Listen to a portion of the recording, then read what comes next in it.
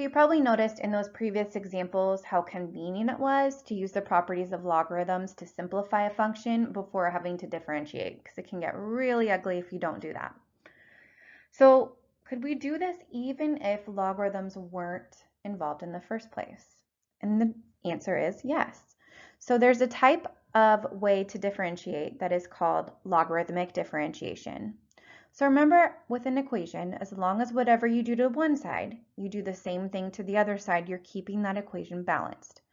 So to do logarithmic differentiation, if you have a very complicated formula that doesn't involve logarithms, you first will take the logarithms of both sides. Then you'll use properties of logarithms to expand as much as possible. And then at that point, we're going to have to differentiate implicitly. So let's look at this in action. Find the derivative of y equals the fourth root of x squared plus 1 over x squared minus 1. So in this case, if you wanted to, you could go through and do the chain rule by taking that fourth root as the outside function and the inside function being x squared plus 1 over x squared minus 1. So I do implore you to actually, if you want to, pause the video and go ahead and work out the derivative that way. And then come back and I'm going to show you how to do the same thing but use to find the derivative, but now doing it using logarithmic differentiation and how we'll get the same answer. So if I did this using logarithmic differentiation, and I'm going to do that just because I see if I had a log in front of here, this would be a lot. I can expand this out using those properties of logarithms before taking the derivative. So I'm not having to deal with the quotient rule, the chain rule all in one. Okay, so if I do that, again, whatever you do to one side, as long as you do it to the other, it's okay. So let's take the natural log of both sides. And then once I do that, let's use those properties of logarithms to expand this out. So I'm going to get the natural log of y equals, okay, so the natural log of, let's write this all as to the 1/4 power. All right, so that gives me the natural log of y equals, I can move that 1/4 in front, the natural log of x squared plus 1 over x squared minus 1. Okay, now I can use, so now at least I've gotten rid of that gross fourth root. But now let's go through and expand this logarithm out.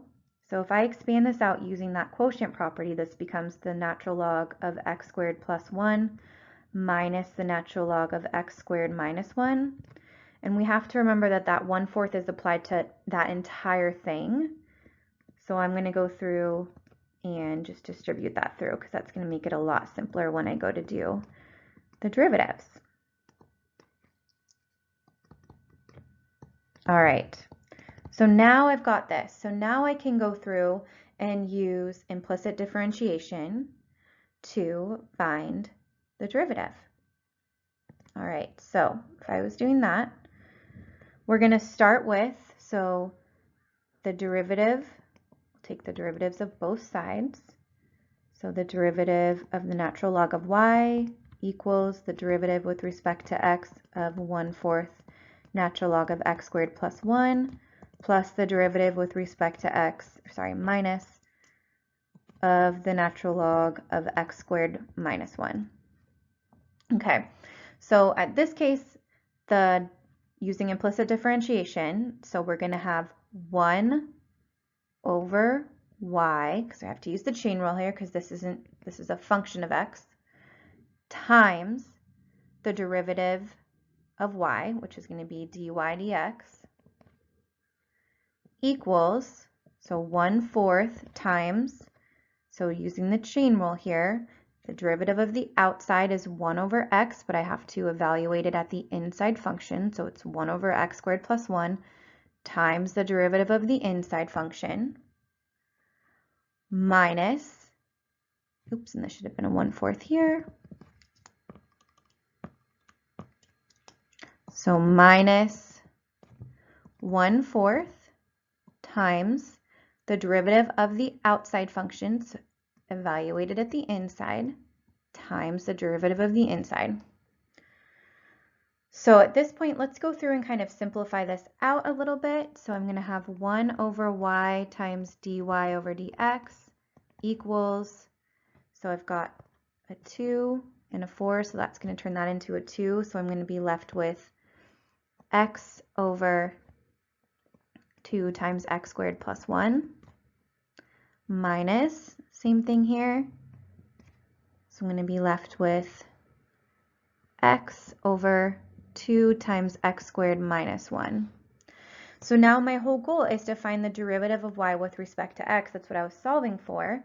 So to get that dy dx by itself, we're going to get rid of that y. We can multiply both sides by y to get rid of that.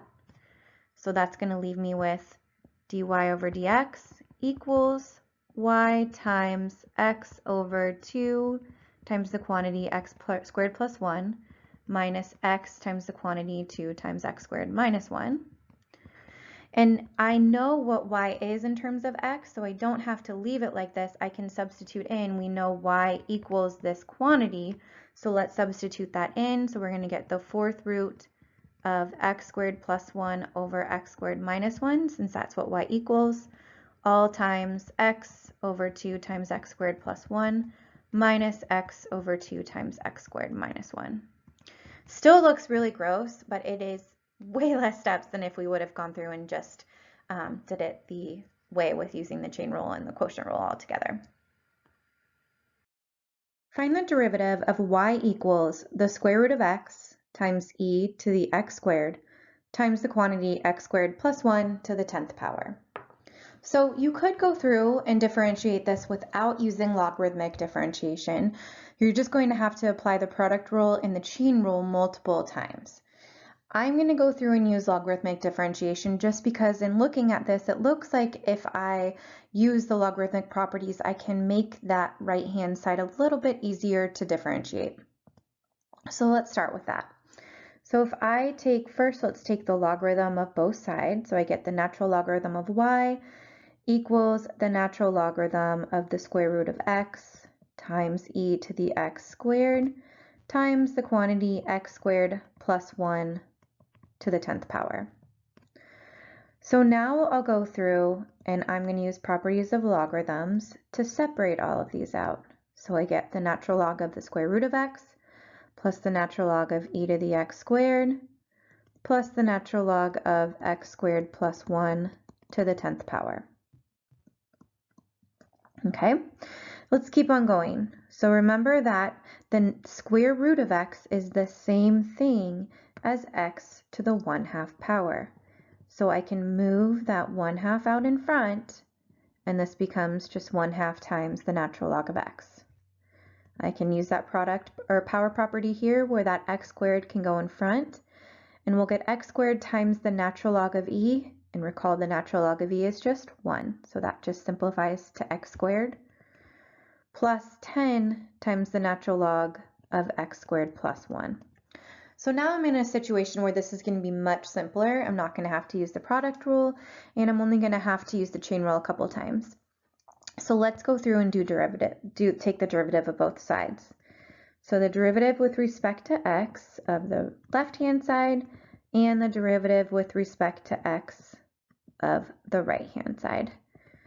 Okay, so if I first did the derivative with respect to x of the natural log of y, that's going to become 1 over y times dy over dx. Again, because we're taking the derivative of the outside function, which is the natural log function, so that becomes 1 over the inside. I'm having to apply that chain rule, so it's 1 over x. In this case, it's going to be 1 over y is the inside function, times the derivative of the inside function, which is dy dx. Okay, and then that equals, so the derivative of 1/2 ln of x is going to be 1/2 times 1 over x. The derivative of x squared is 2x.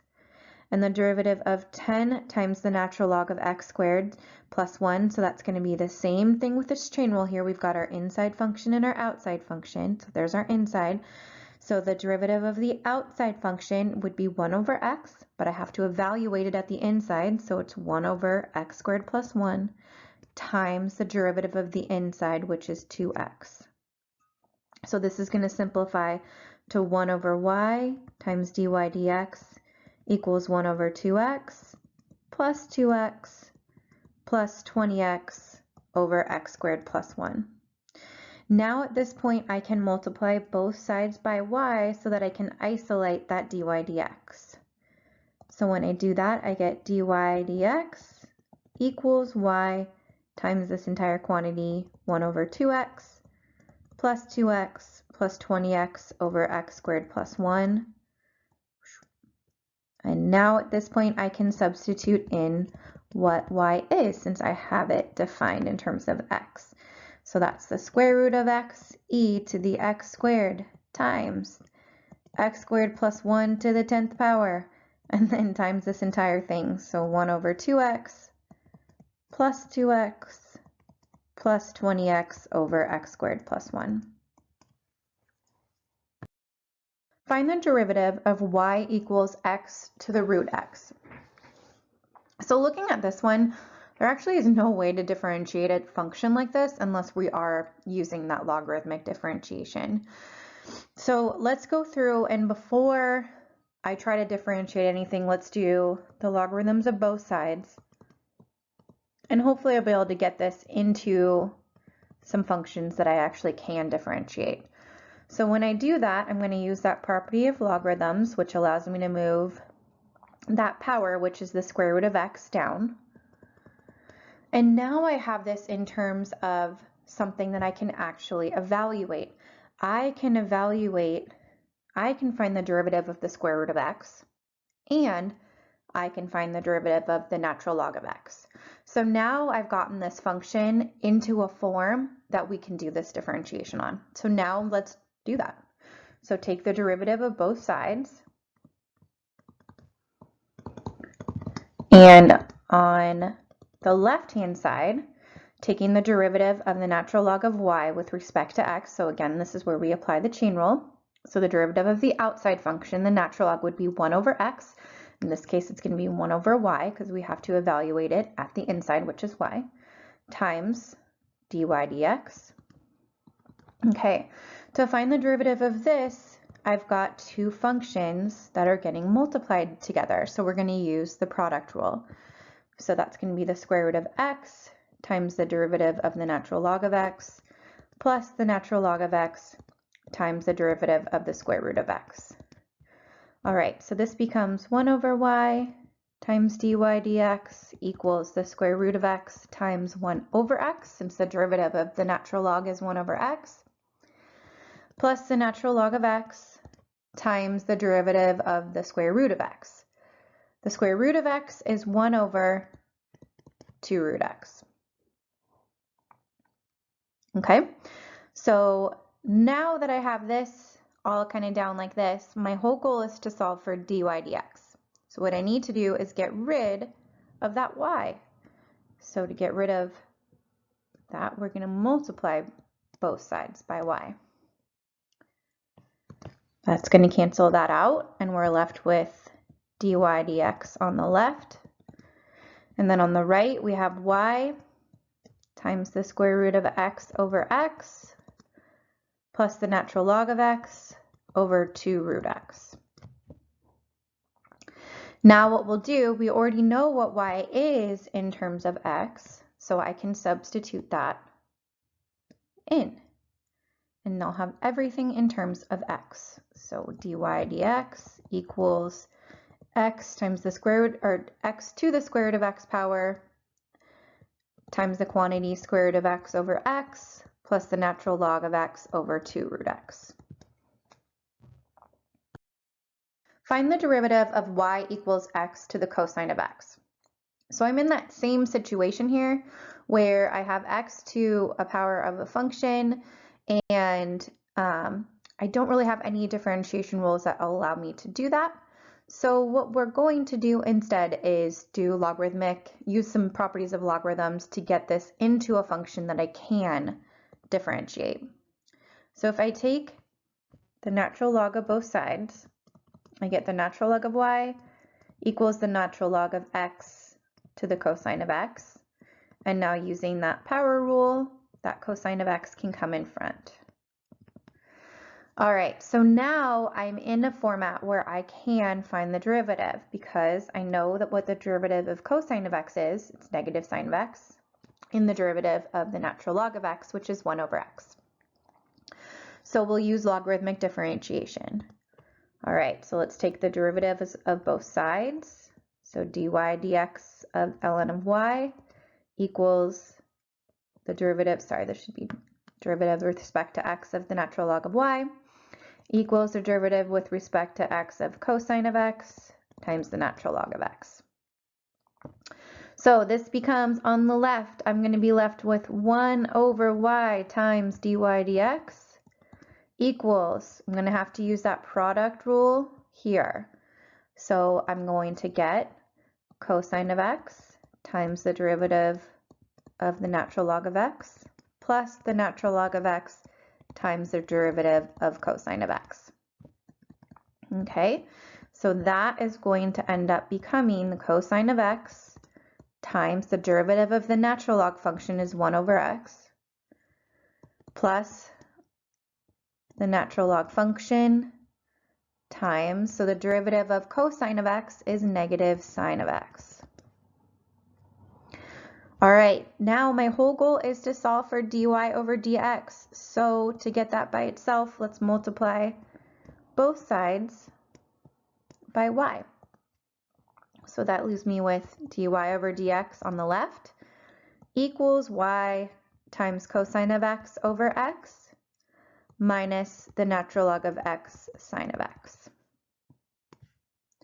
And now that I have it in this format, I know what y is in terms of x. It's x cosine of x times the cosine of x over x minus the natural log of x times the sine of x.